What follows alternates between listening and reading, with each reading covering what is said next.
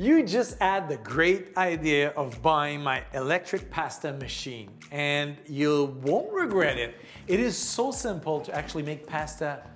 I mean, in 4 or 5 minutes, it's done. It's really simple. And everything goes into the dishwasher. I wanted simplicity. So you have the motor, and which is pretty compact, and on top you have 4 buttons. Pasta, noodle, which is basically what you'll use most of the time. If you want to go further into this love of pasta, we wrote a booklet with all the information you need to properly use this machine, enjoying it and keep it for years and years. And the recipes are there also, but sometimes we lose the booklets.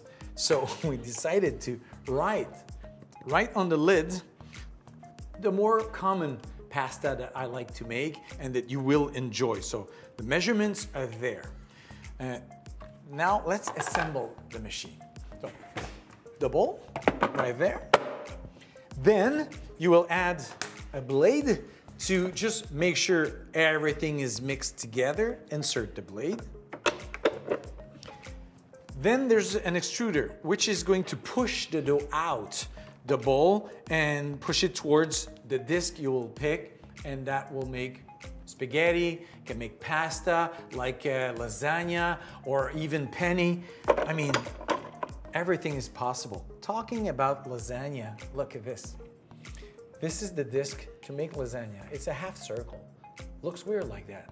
And the pasta is gonna come out, it has a half circle, but as soon as you cut it and you put it on the counter, it's gonna go back to a flat standard lasagna. Exactly what we want. So we made a little drawer so you can put all the pieces and keep the one you want. I have this here. And today we'll make some spaghetti. So add your disc right in front.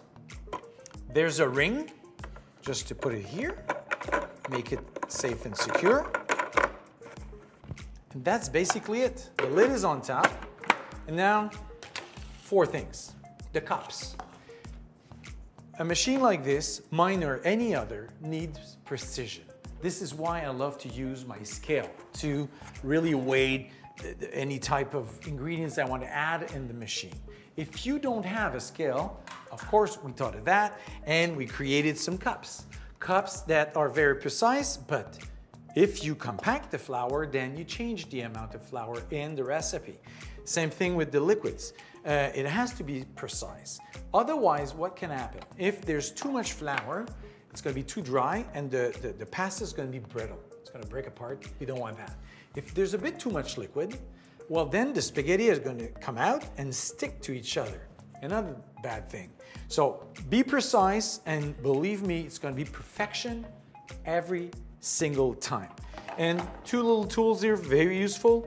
A knife, a blade, just to cut the pasta, and the brush to clean it up. And there's at the end a little kind of toothpick, but in metal, to make sure it's easy to clean every single little parts.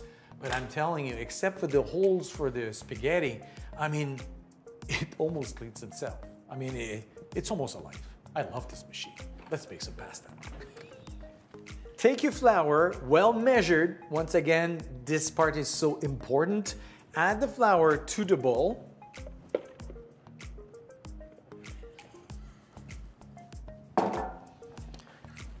Put the lid on. And then start the machine. This time I'm going to push pasta. Wait until the blade turns. And then add your liquid. If it was water, just put the cup on top of the lid. Machine will do the rest. I've picked a recipe with eggs and water. I will just whisk it and pour it slowly. And that's basically the only thing I have to do.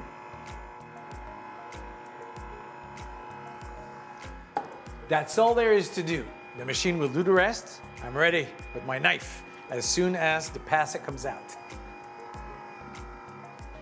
If you've noticed, when the pasta starts to come out, it's not that good looking. Very simple. Cut the pasta and return them to the bowl. Now you're good to go. Cut the pasta to the length you want.